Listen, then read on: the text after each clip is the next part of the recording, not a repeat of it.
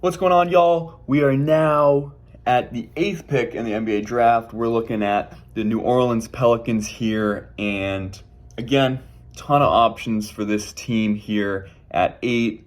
No one knows exactly how it's going to shake up beforehand, but you look at the Pelicans situation, they're actually in an incredible spot in terms of just having a wealth of assets to work with if they want to move them, or if they potentially want to cash in on them, take as many stabs at drafting a prospect as they want. You look at the Anthony Davis trade, still got a bunch of picks from the Lakers, including this one they currently got, and from the Bucks in the Drew Holiday trade. So they have a ton of future firsts they could move. They also just through those trades have already drafted guys. You look at Jackson Hayes, you look at Herb Jones, Trey Murphy III, Kira Lewis Jr. I mean, they have so many young guys and not really playing. There's not a lot of room for them because, you look at their starting five, Devontae Graham, CJ McCollum, Brandon Ingram, now a healthy Zion Williamson potentially, and then Jonas Valanciunas rounding out at the center position. This is a very talented, very solid team with a lot of depth. You talk about those younger guys I mentioned, and then you add Herb Jones, who's now kind of becoming this defensive wing person that's incredibly important come playoff time. And then Larry Nance also seems to be utilized, better in this scheme, coming off the bench and what he can do, on and off the ball, and also a plus defender. So this team is kind of ripe for, taking the next step up and potentially, if not winning a playoff series, at least competing even more so, especially with a potentially healthy Zion Williamson, which is obviously a big if. But even without him, this roster has a lot of the pieces that you'd like to see in, a playoff team. And I haven't even mentioned, Jose Alvarado came into his own, and we'll see kind of what he brings to the table going forward. Obviously being kind of a pest on defense is his MO right now, but can he contribute offensively more? Can he do that kind of thing at the next level in terms of in the playoffs? They got all the kind of right pieces, Brandon Ingram being that wing scorer and someone who can get you a bucket late in games, can definitely fit that profile. And so you have the kind of buy-in from a team like this with all these younger, talented guys, and now with the seasoned veteran leadership of CJ McCollum. Jonas Valanciunas has been around a while, played in playoff series. I mean, it's a really good recipe here just on paper. Now, obviously, the West is going to be very competitive, but you would think the Pelicans have kind of centered themselves, at least to be in the mix. And so they have the 8th pick. Even with all that said, they also can add a top 10 prospect to this roster if they want to. Now, there hasn't been a ton about, them trading out, looking to upgrade. Now, if it was me and I'm looking for a spot to upgrade and, now that you've acquired CJ McCollum, we can assume there's at least some pressure to win a little bit. Obviously, they didn't give up a ton for McCollum, but they gave up enough where it's like, all right, we got the star. He's, 30 years old, more or less. You want to maximize this group.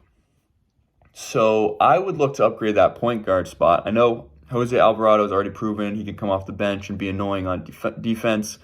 Devontae Graham, to me, isn't, a guy I can see as a starting point guard on a playoff team. And I know offensively, CJ McCollum can do a little bit of that playmaking and ball handling. But on the defensive end, CJ's not the most kind of, doesn't bring defensive prowess to a roster. And so that point guard, kind of needs to cover up some of his defensive, shortcomings. And Devontae Graham's just not that guy. Didn't shoot the ball tremendously well from three, was injured for a little bit. So if I'm looking for one spot to upgrade, it would definitely be that point guard position. Now, what's the market necessarily for point guards? It's not great. I mean, Kyrie Irving potentially could be on the market. Don't love that fit here, especially just how his track record is. pretty much any place he's been, would not want him to kind of create a toxic environment with all these young guys. So he's off the table.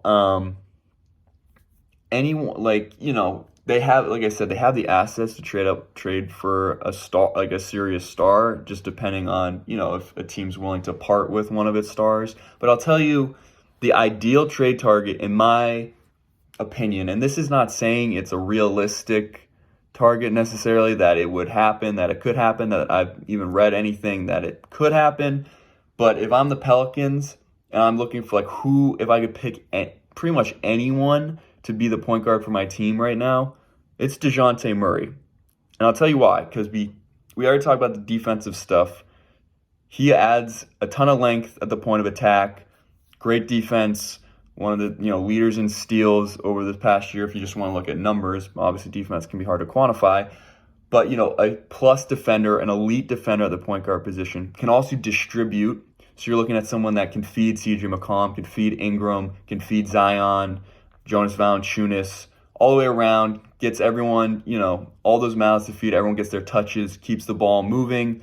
He comes from that Spurs culture of, getting everyone involved, moving on and off the ball. You bring that from the point guard position to this team, running that offense. I think it makes a ton of sense. And, the Spurs, from the Spurs side of it, DeJounte is like a few years ahead of kind of where their younger core is, and obviously he's a tremendous player, first-time All-Star, really has come into his own, but, he's kind of like, can he really do for them at this phase of their franchise? Looks like Pop, might have a year or two left. It wouldn't be shocking to me if they did move on to him just from a basketball standpoint. This is kind of, who knows where his career goes. This is kind of his peak, sell high on him.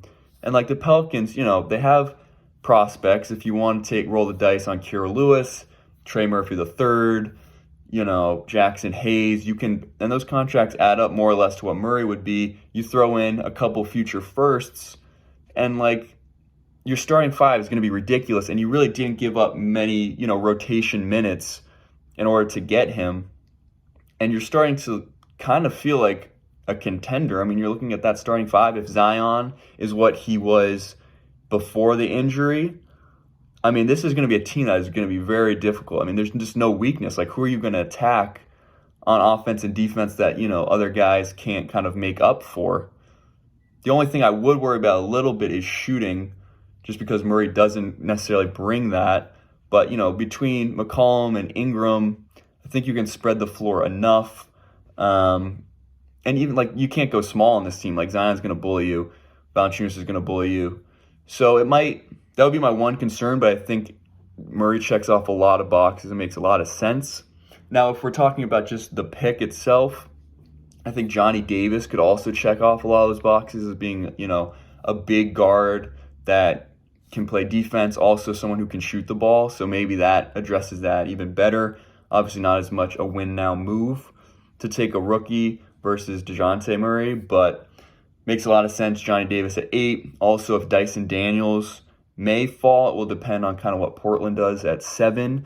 But Dyson Daniels could also fill that, especially as a distributor. Doesn't shoot the ball as much, but or as well. But defensively makes a lot of sense, has a lot of size. So we could see that as well for the Pelicans.